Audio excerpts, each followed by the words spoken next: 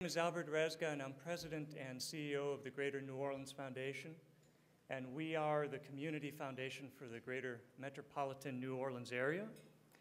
And I'm also the co-chair of this conference titled The Fierce Urgency of Now.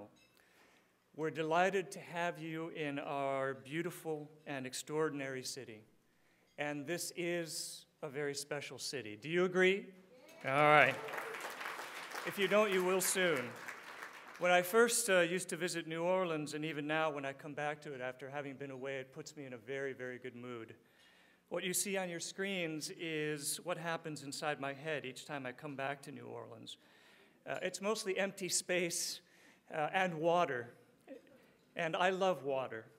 I think of the good water that I use to steam my delicious Louisiana shrimp, of the fast water that falls on a hot August day.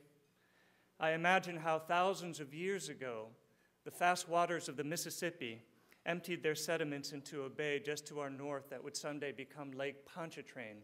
And many of you flew over this lake when you came into our airport. Now our river goes on a forced march 80 miles to our south.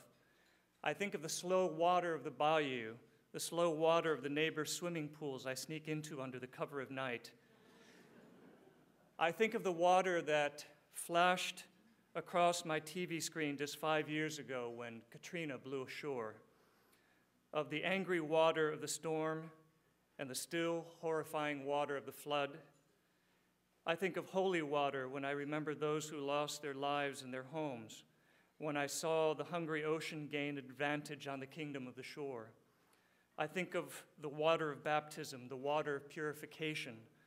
I think of how the city has emerged from a trial of water, how out of the deep, deep water of devastation, people have emerged and rebuilt and begun to reimagine what the city of water can be. You come at an important time in this act of reimagination, when New Orleanians are eager to turn the waters of weeping into the waters of joy, when dedicated teachers and principals and activists and parents are working tirelessly to ignite in young minds a fire that no water can ever quench, so that once again we can embrace the water the way that day embraces night. As the poet said, invaded an invader, I went overhand on that flat sky. Fish twitched beneath me, quick and tame.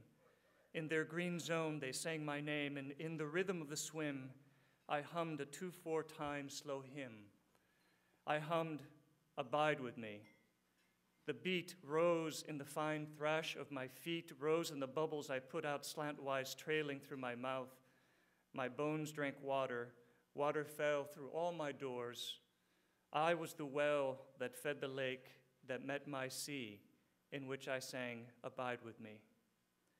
So my dear friends and colleagues, who so much sense the fierce urgency of now, welcome all to our city, and thank you so much for coming and being with us.